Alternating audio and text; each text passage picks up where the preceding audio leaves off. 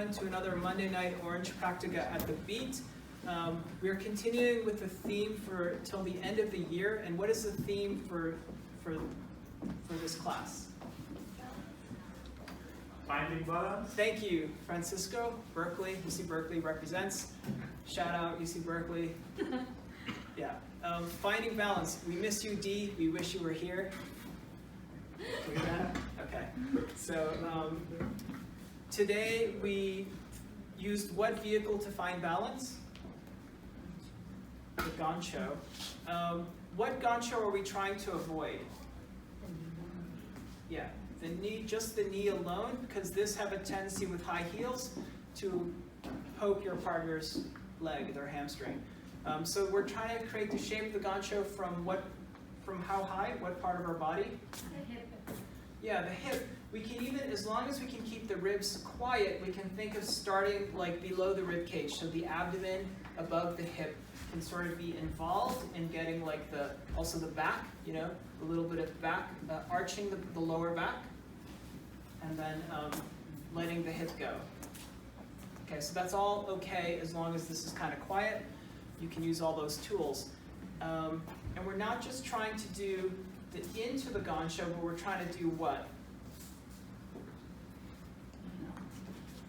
Yeah, it's an option to bring your knee up, and I will do this to kind of bring your knee up. I'll show you. Ariel, may I do this pendulum exercise with you? So will you lead me, and I'll just do it. So I'm going to swing my leg. We can close our eyes or not.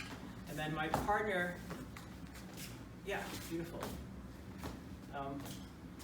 I'm going to try as hard as possible also to not sickle my foot as I wrap, but to wing it. So when I do the gancho, I have a little bit of wing left and not sickling in like this. What was the first gancho we did? From what? Promenade. Left to left, right to right is actually a cross way of walking, which is really confusing. This is a sneak attack, so if I go with my partner and make them step, I kind of failed in my sneak attack. So we both want to step on a line, okay, touch their foot with no weight, and then as I put weight on it, what happens? Where do I send their axis? Away. So this is where, if your leg's pretty straight, they can come through. Exactly. And then when I bring them back to their axis, I do what shape? Captain Morgan. Captain Morgan, yeah, and you can do the gancho if you want. Yeah. And then try and knee up. The gancho, knee up. A moment to breathe, I collect my foot, and then we walk out. Okay, one more second.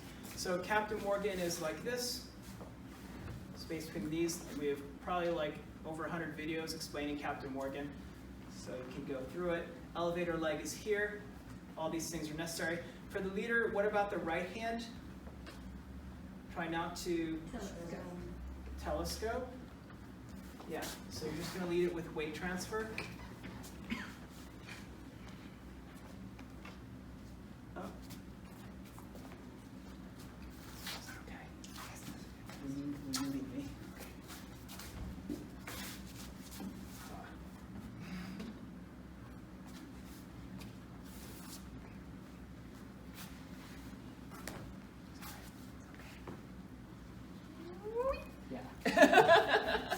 So we just have to watch the mechanics. The second type of gancho, which we just started, but we'll maybe continue next week, was what? Leader's gancho, and we used the basic grapevine pattern to initiate it. So we started this way.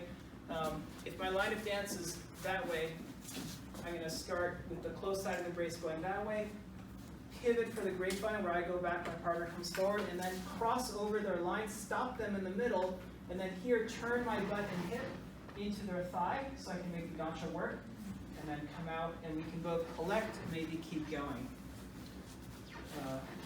Ideally, you stop them for a moment, do your gancho, and then figure out how to keep going.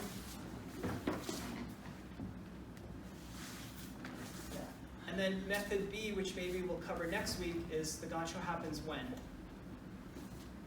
Follow the back step. As they pivot. So you're actually going to lead an alteration where they turn around you and the gancho's here. Sorry. dress is really stretchy. So they're pivoting around. What's really nice about both methods is the thighs have eyes, so I don't have to look. I can feel where their thigh is. I know where their thigh is right now, so I'm actually looking into my line of dance to make sure we're not going to crash into anyone, and the gancho is happening. I guess we don't have to do a demo. We'll just leave it at that for today. So thank you, Ariel, and thank you, everyone else.